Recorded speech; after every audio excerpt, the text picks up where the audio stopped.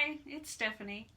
So, you may know that one of the ethical tenets of yoga is ahimsa, or non harming. And of course, we mean this not harming other people, not harming other living beings, but we also mean it as not harming ourselves. And one of the best ways that we can avoid harming ourselves is to keep the body in shape, to take care of the container. And a part of the ahimsa practice for me is taking the 6 movements of the spine. Spine is very flexible. It's the main portion of the body. Everything else in the body ties into it in one way or the other. And there's basically 6 ways that the spine can move. On a forward fold, in a back bend, twisting to the right, twisting to the left, an oblique stretch right, and oblique stretch left. So you can take this in a couple of different ways. You can do it from a standing position. You can do it from hands and knees. There's lots of different yoga poses that tie into these 6 movements. But probably the easiest and the gentlest is just from a seated position. And you can either sit on the floor, as I'm doing, or you can even sit in a chair. Either way works fine. Now, most of the time, we're going to be starting and ending with the back nice and straight. So there's a natural inward curve at the low back, natural inward curve at the back of the neck. We want to try to keep those, but then keep the rest of the spine as much as we can upright. So we'll start with the forward fold. And instead of rounding and collapsing this way, we're going to start with that spine straight and start to hinge forward. So imagine you could bring your chest all the way down to the floor in front of you or to the level of your chair seat. And just hinge forward however much you can. And then when you can't hinge anymore, then go ahead and let the back round.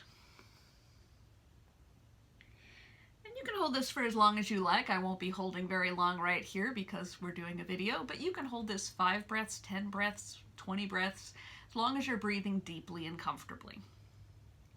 When we come out, we come up until we can get that flat back again, and then come back upright. The back bend, we bring the hands behind the body. If you're doing this in a chair, scoot your butt to the forward edge of the seat, bring your hands to the back of the chair seat. Squeeze the shoulder blades together and start to lift the chest toward the ceiling. You might drop the head back. For some of us that feels good. For others of us that's not comfortable and we just keep the chin tucked toward the chest. Think about lifting the lower ribs up, finding that arch through the upper back. And again, hold this as long or as short as you like. And then coming back to the neutral centered spine. Easy twist, left hand to the right knee, right hand behind the body. Again, lengthen the spine. We don't want to be rounding the back as we twist to the right. Couple of breaths here. Then unwind the twist and right hand to the left knee, left hand behind. Lengthen and twist. If you're sitting in a chair, you can even turn sideways in the chair and turn your body to face the chair back, taking hold of the chair back.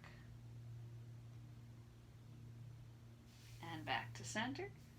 And the last set are the obliques, bringing the left hand outside the left hip or to the edge of the chair seat, right arm alongside the ear, and then maybe you start to bend that left elbow, pressing down with the right hip, lifting up with the right fingertips. So we're stretching all the way through the side of the torso. We're not rolling the shoulder forward. We're trying to keep that shoulder in line with the hip. Maybe you even look up at the ceiling underneath that arm. And when you've held as long as you like, bring the right hand outside the right hip, left arm up and over.